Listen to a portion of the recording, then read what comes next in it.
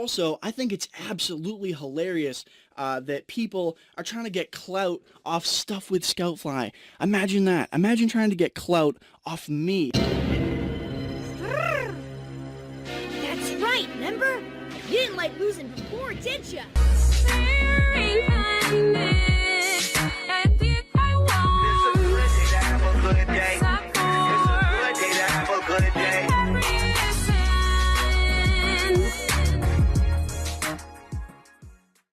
So recently I did a video on a popular YouTuber in the cartoon community named Stuff with Scoutfly. I'll leave an annotation at the end of this video for those who haven't seen it and are interested. But in that video I alluded to the fact that I was going to be keeping an eye on his content. And oh my god, what a web have I weaved.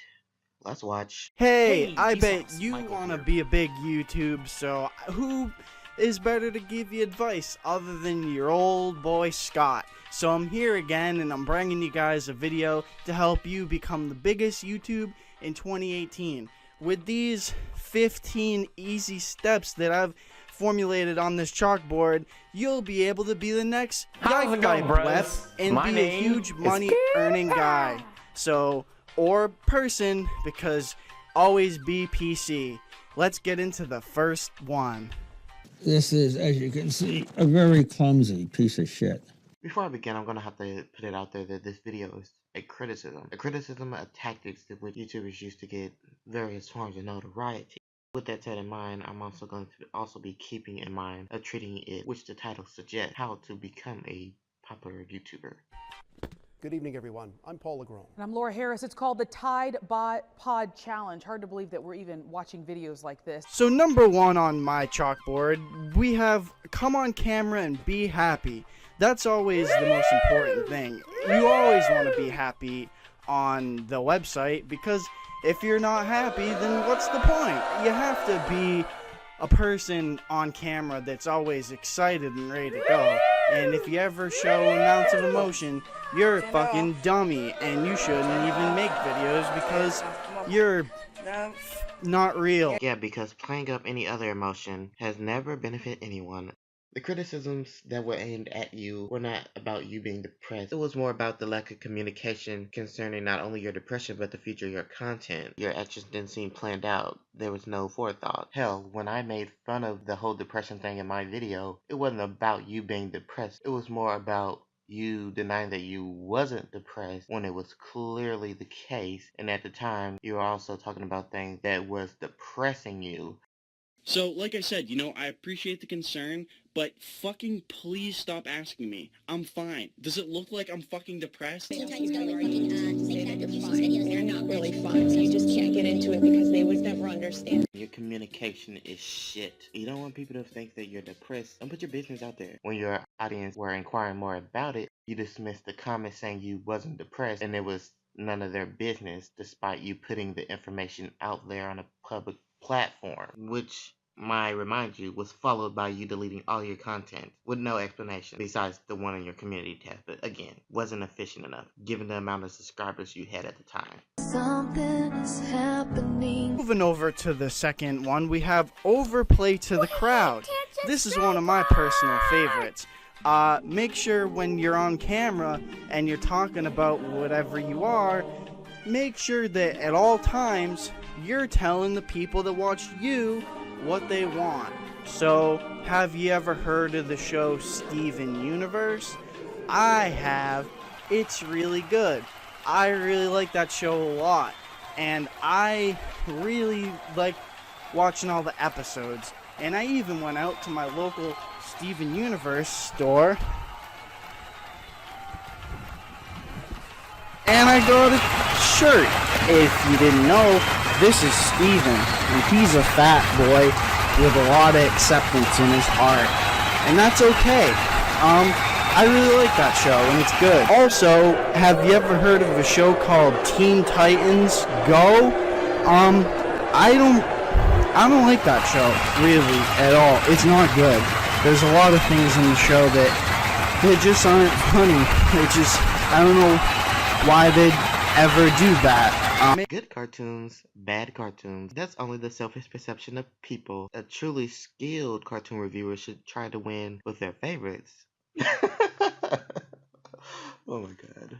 Hell, Hell, and Steven Universe has received a lot of criticism, so that's not even something you can even strawman at this point. This is the gayest kid show I've ever seen. It's Tinky Winky times 10. Gay 10.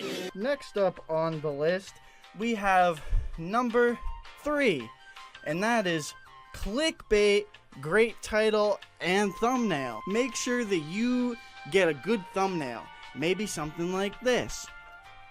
Clickbait is subjective, yada yada yada. What another may consider clickbait may not be clickbait to the next person. I also did a video on that. Annotations. Annotations are everywhere. Something is happening. Go back to the maze that joke got fucking lost in, because coughing in a video is not inherently funny, especially when it interrupts the flow of your video. Jesus, how many times I gotta fucking say this? Alright, sorry about that. It's cold season. Oh, and it's even funnier the second time. If you didn't laugh at cough number 1, you're guaranteed to laugh at cough number 2. Someone get this boy a cough drop before I slap the shit out of him. Next up on the list, at number 7, we have sell out. Big money. Make sure when you're getting on YouTube, you're telling the people what they want, but also when all of those job opportunities want to support you and help your business grow, you say yes to all of them. You have to. That's what it takes. So get the money and sell out and be a real YouTube today. What about climbing the corporate ladder and finally enjoying the financial fruits of our labor? Well, there are ads-on videos as an option for people who wants to get paid for doing their YouTube videos, because YouTube could be actually a considerable career path. Hell, it was the one that you took.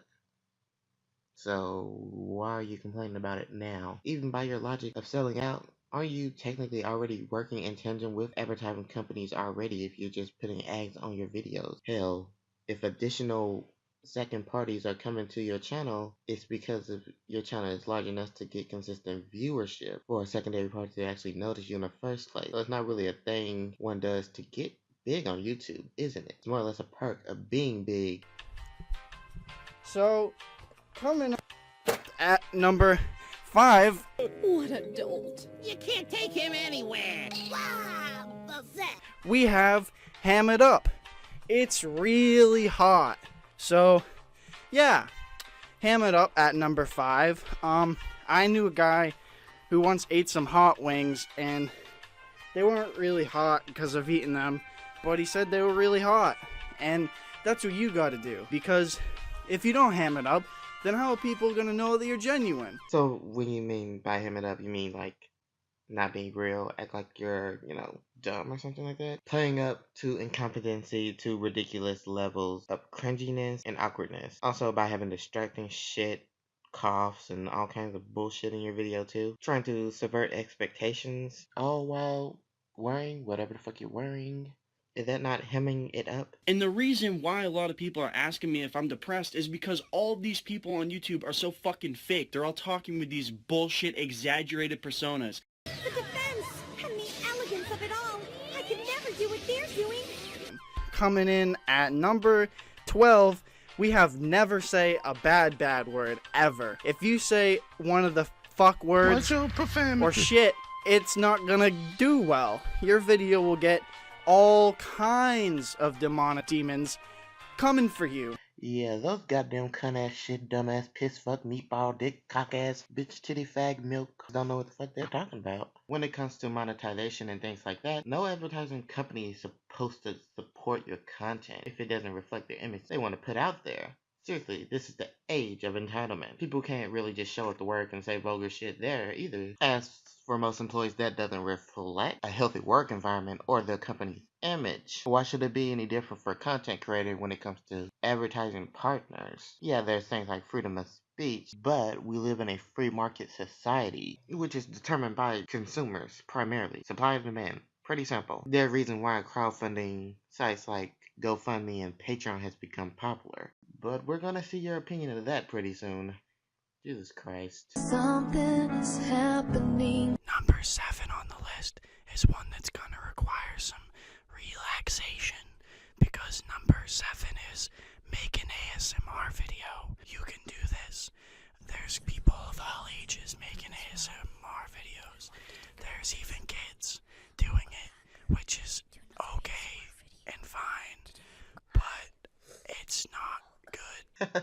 There's people of all ages making ASMR videos. Even kids are doing it. Well, no shit. If people of all ages are doing it, I assume kids are doing it too. Also, it's okay that kids are doing it, but it's not good. What is this? I mean, you just demonstrated how easy it is to do ASMR videos just now. You just did that. Now you're saying it's bad that kids are doing it because it's not good?